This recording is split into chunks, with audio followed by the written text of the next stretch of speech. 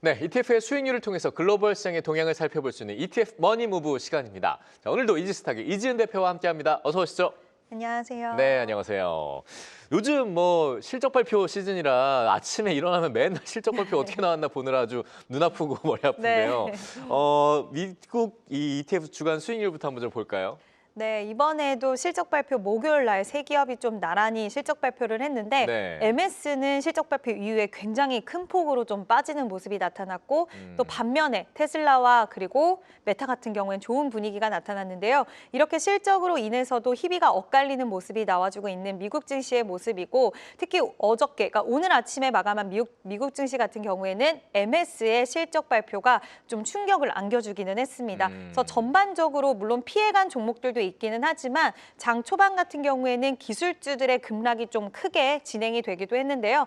나스닥 같은 경우에도 1% 이상 하락을 해서 좀 진행이 되다가 오늘 아침에 마무리가 될 때는 좀 낙폭을 축소하기는 했지만 전반적으로 MS 실적의 여파가 좀 있는 상황이었고 다만 이제 확실히 중요한 부분은 이제 AI 시장 안에서도 옥석 가리기에 대한 흐름들이 더욱더 명확해지고 있는 시기가 도래를 했다라는 부분입니다. 네. 수익이 좋은 기업, 투자를 했는데도 불구하고 수익을 잘 걷어들이는 기업과 걷어들이지 못하는 기업들의 좀 주가 차별화 양상은 더욱더 앞으로도 심화가 될 것 같고요.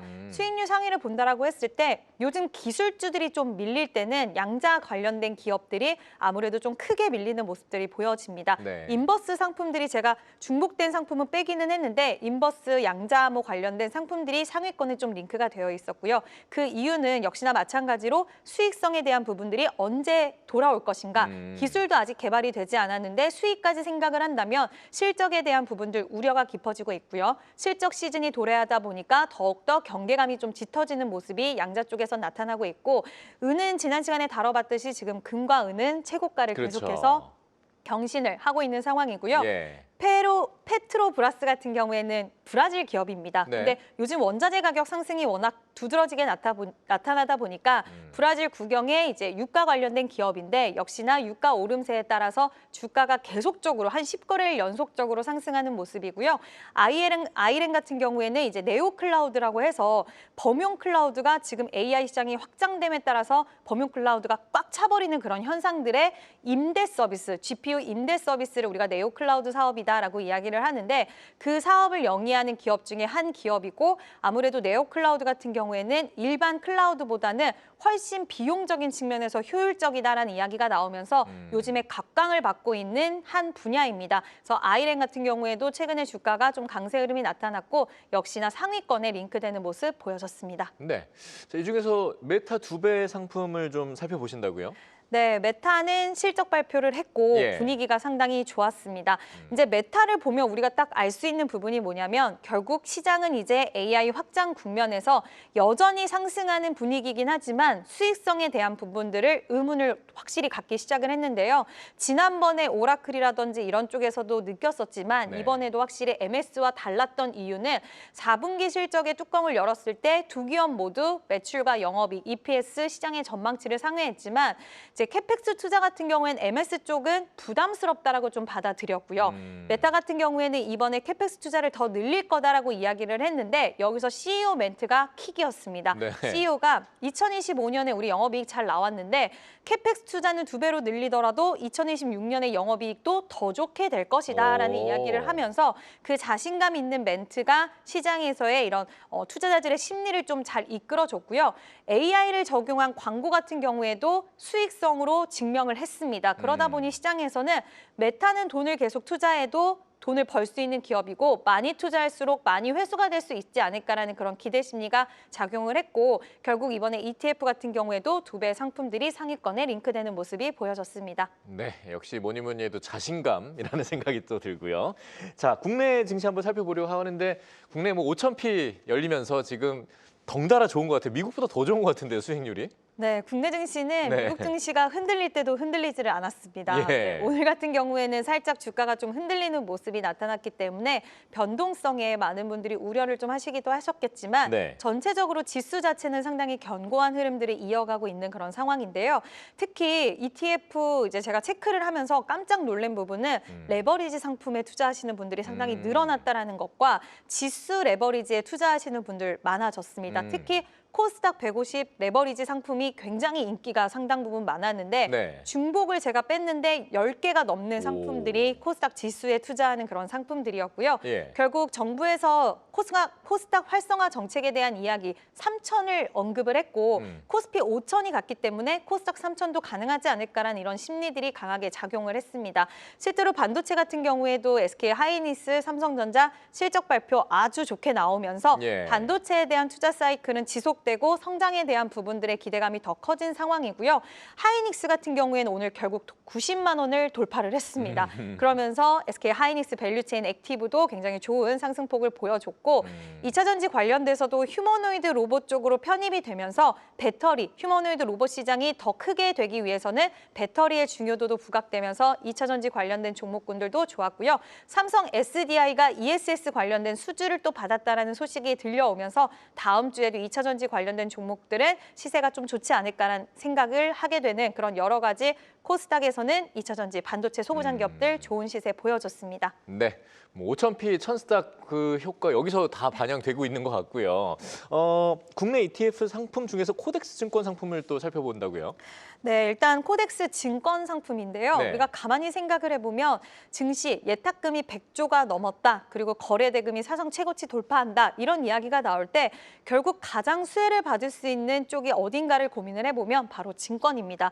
브로커리지 수익에 대한 부분들은 굉장히 크게 올라갈 수밖에 없고 사실 다른 제조업과 다르게 원가가 들어가는 부분이 많이 없고 그리고 바로바로 실적에 반영이 될 수 있기 때문에 이제 우리가 이게 뭐 리드 타임이 있어서 6개월 후에 실적이 반영되고 1년 후에 반영되는 게 아니라 바로 실적에 반영된다라는 그쵸. 걸 한다면 매일 아침 반영이 네, 되죠. 실적에 대한 기대감 상당히 가져갈 수 있는 부분이고요. 예. 그렇게 되다 보니 이 실적에 대한 부분도 있겠지만 주주 환원이라든지 이런 부분들 결국에는 3차 상법 개정에 대한 수혜까지도 시장에서는 부각을 받고 있는 그런 대표적인 섹터라고 할 수가 있겠습니다. 네. 코스닥 활성화 정책에 가장 크게 수혜를 받을 수 있는 쪽이다라는 이야기 나오고 있고요. 요즘엔 STO 관련된 이야기도 나오면서 전반적으로 추가적인 부양이라든지 그리고 요즘엔 주식시장을 새롭게 시작하시는 투자자분들이 상당히 많다라고 네. 하더라고요. 이런 부분에 있어서도 결국 효과를 거둬들일 수 있는 건 증권주들이기 때문에 역시나 증권주들 상품도 좋은 시세가 나타났습니다.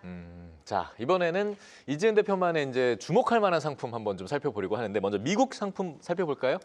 네, 미국은 요즘에 변동성이 국내보다는 좀 큰 것 같습니다. 그래서 지금 구간에서 약간은 장기적으로 볼 수 있는 쪽 인프라 투자를 할 수 있는 기업들을 모아놓은 ETF 상품인데요. 네. PAVE라는 그런 상품입니다.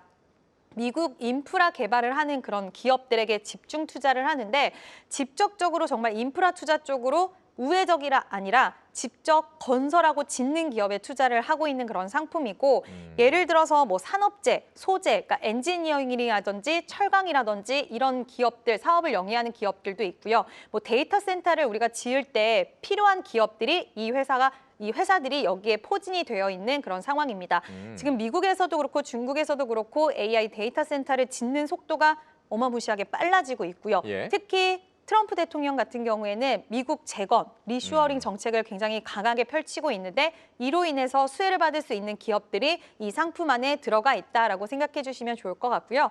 다만 산업재 비중이 좀 높다 보니까 경기 민감도는 살짝 높을 수가 있습니다. 그리고 배당에 대한 매력은 큰 상품이 아니기 때문에 내가 배당도 한번 좀 취하고 싶다라고 생각하시는 분들에게는 선택지는 아닐 수 있겠지만 결국 지금 시기에 모든 나라들이 인프라 투자 쪽으로의 속도를 특히 전력에 대한 수요가 굉장히 중요도가 올라가면서 속도를 높이고 있기 때문에 그에 따른 수혜적인 측면들 가져갈 수 있는 상품이라서 분할 매수 관점으로 보셔도 좋을 것 같습니다. 네. 숨 차시겠지만 이어서 바로 국내 주요 상품도 한번 살펴볼까요? 네, 국내 ETF 상품은 네. 요즘에 코덱스 관련된 이제 코스닥 레버리지 상품이라던가 그리고 워낙 뭐 반도체, 2차 전지 이런 쪽은 다 너무 잘 투자를 하고 계셔서 네. 화장품 관련돼서 최근에 시세가 굉장히 좋습니다. 4분기 실적에 대한 기대감 상당히 좀 높은 것 같고요. 북미 쪽뿐만 아니라 유럽, 일본 쪽으로 판로를 계속적으로 잘 확장하는 기업들 덕분에 4분기 실적에 대한 기대감이 커졌고 역시나 마찬가지로 코스닥 활성화 정책이 시작이 되면 이제는 살짝 소외됐던 기업들, 실적이 잘 나왔는데도 주가는 따라가지 못했던 기업들까지 내년까지도 훈풍을 맞이할 수 있는 기회는 충분히 있다라고 생각을 하고 있고요. 네. 일단 ETF 상품 같은 경우에도 추세를 잘 돌려서 이제는 상방으로 자리 잡을 수 있는 위치를 해 있기 때문에 기술적으로도 상당히 매력적인 구간에 진입해 있는 상황이고 2월 달에는 중국의 춘절이 있습니다. 지금 일본과 중국의 이런 냉전 관계가 더 깊어지면서 일본 비행을 취소를 하고 우리나라로 상당히 많이 넘어왔다라고 네. 하더라고요. 이런 부분들에 따른 수혜적인 측면도 충분히 가능할 수 있지 않을까라는 생각이 들어서 타이거 화장품 상품 소개해드리도록 하겠습니다. 맞습니다. 이제 뭐 곧 또 명절이니까 저희가 또 눈여겨볼 만한 그런 종목이 있는 것 같습니다. 자, 오늘 시간 관계상 ETF 머니 부부 시간은 여기서 마무리를 해야 될 것 같습니다. 이지스탁의 이지은 대표와 함께했습니다. 고맙습니다.